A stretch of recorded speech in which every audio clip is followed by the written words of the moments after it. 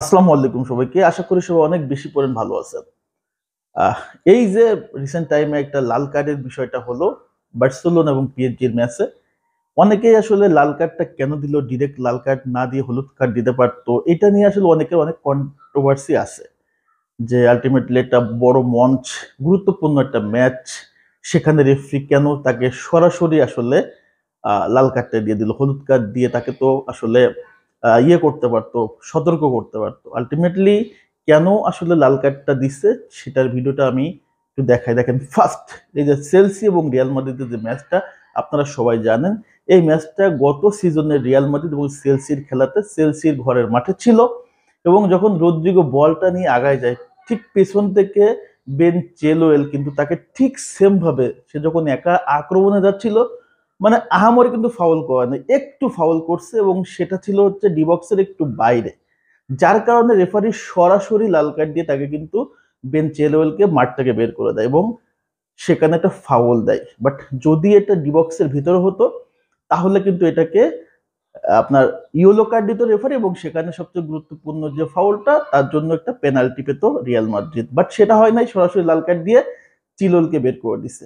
গত ম্যাচ, বিশেষ করে বার্সেলোনা এবং পিএসজি যে ম্যাচটা হয়েছে, আরোহ, আপনার আরোহ যে ফাউলটা করছে আপনার হচ্ছে বারকোলাকে, এবং সেই ফাউলটাতে আলটিমেটলি রেফারি কেন সরাসরি তাকে লাল কার্ড দিল, কেন হলুদ কার্ডটা দিল না?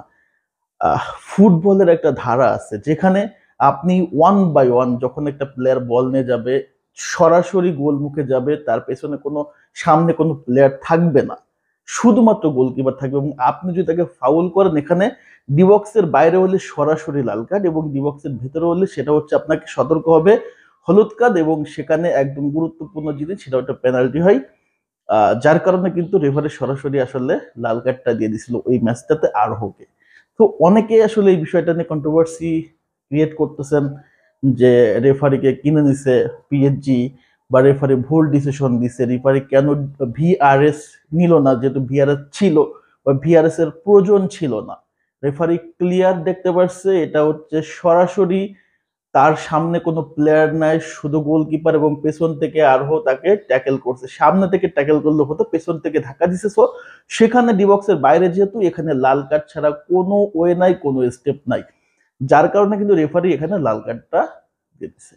তো যারা জানতেন না বা যারা এই বিষয়টা জানেন না, এই ঘটনাটা আমি দেখালাম এই জন্য যে আলটিমেটলি আপনাদের জানা উচিত যে সেম ঘটনাটা কিন্তু গত বছরে চেলসির সাথে ঘটছিল রিয়াল মাদ্রিদের, এবং এই সিজনে ঘটলো হচ্ছে পিএসজির সাথে বার্সেলোনার। এবং যে দুইটা দল লাল কার্ড খেলো তারা কিন্তু দুইটাই কোয়ার্টার ফাইনাল থেকে আউট হয়ে গেছিল। গতবার চেলসি কোয়ার্টার থেকে আউট হয়ে গেছিল রিয়ালের কাছে, এবং এবার বার্সেলোনা আউট হলো ঘরের মাঠে পিএসজির কাছে। হতাশাজনক, কারণ এই খেলাতে কিন্তু বার্সেলোনা পিএসজির চেয়ে অনেক আগাই ছিল, 2 গোলে আগাই ছিল।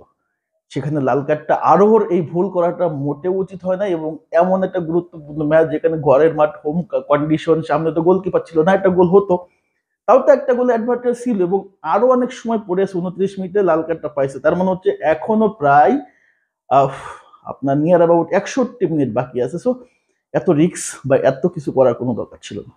তো যাই হোক, বার্সেলোনার জন্য সত্যি হতাশ লাগতেছে। আমার কাছে খারাপ লাগার এই বিষয়টা লাগতেছে কারণ বার্সেলোনাকে পছন্দ করি। এখানে বার্সেলোনাতে ব্রাজিলের অনেক ফুটবলার খেলে গেছে, নেইমার খেলছে, রিভালদো খেলছে, রোমারিও খেলছে। রাইট নাও বার্সেলোনাতে ব্রাজিলের দুটা প্লেয়ার আছে, রাফিনা, দুটা আপনার লেগেই 3টা গোল করছে। পিএসজির মাঠে যে 2টা গোল করে আসছে, বিটের রোগ আছে। সো সবসময় বার্সেলোনার জন্য, বার্সেলোনা আমার রাইভাল ক্লাব হলেও বার্সেলোনার জন্য একটা ভেতরে কিন্তু একটা হার্ড, মানে সফট একটা কর্নার কিন্তু আছে।